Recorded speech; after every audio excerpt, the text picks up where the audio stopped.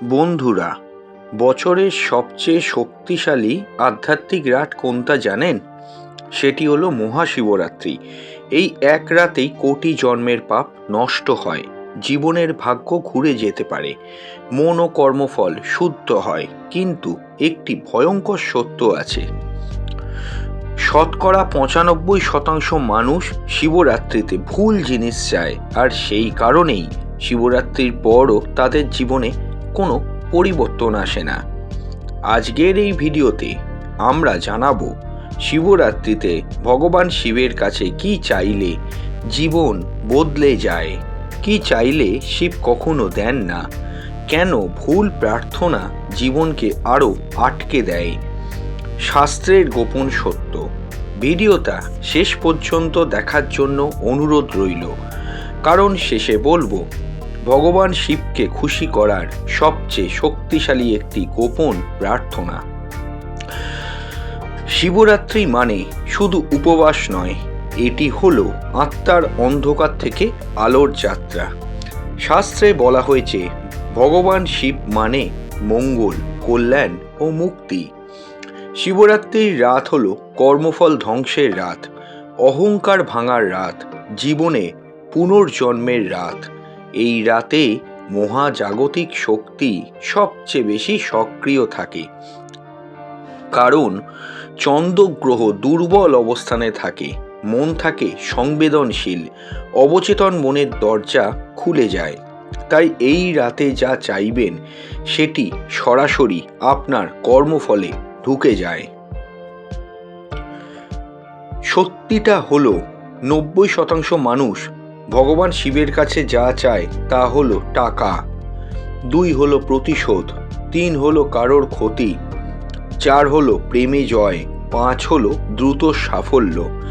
কিন্তু ভগবান শিবকে জানেন কি? তিনি হলেন ত্যাগের দেবতা, অহংকার ধ্বংসকারীর দেবতা। তাই তিনি কখনো দেন না যা আপনার আত্মার ক্ষতি করতে পারে।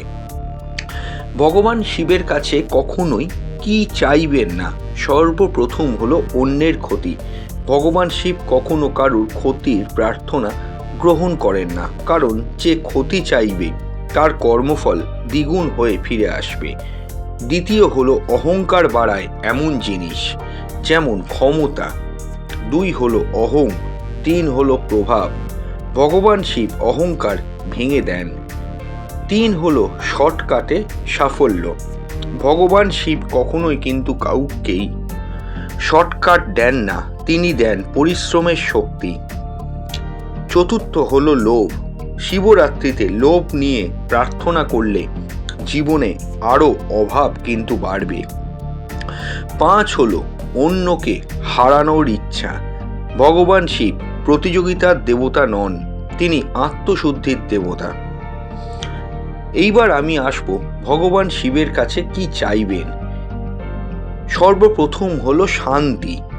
ভগবান শিবের সবচেয়ে বড় আশীর্বাদ হলো অন্তরের শান্তি। শান্তি থাকলে সব কিছু কিন্তু নিজে থেকেই আসে। দ্বিতীয় হলো কর্মফল থেকে মুক্তি।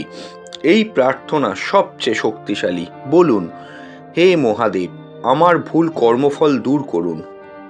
তৃতীয় হলো ভয় মুক্তি। শিব হলো ভয় হর, তাই চাইবেন ভয়ের মুক্তি। ৪র্থ হলো সঠিক পথ। ভগবান শিবের কাছে চাইবেন সঠিক সিদ্ধান্ত নেওয়ার শক্তি। ৫ম হলো মোহ কাটানোর শক্তি। জীবনের সবচেয়ে বড় দুঃখ হলো আসক্তি। ভগবান শিব এই আসক্তি কাটিয়ে দেন। শাস্ত্রে বলা হয়েছে ভগবান শিবকে সবচেয়ে খুশি করে যে প্রার্থনা, সেটি হলো আত্মসমর্পণ। আপনি বলুন, হে ভগবান শিব, আমি কিছু চাই না, আপনি যা ভালো মনে করেন সেটাই দিন। এই প্রার্থনা জীবনের মোড় ঘুরিয়ে দেয়। ভগবান শিব অনেক সময় ইচ্ছা পূরণ করেন না, কারণ তিনি দেখেন আপনার আত্মার ভবিষ্যৎ। যা আপনি চাইছেন তা হয়তো আপনাকে ধ্বংস করবে, তাই ভগবান শিব দেন যা সত্যিই প্রয়োজন।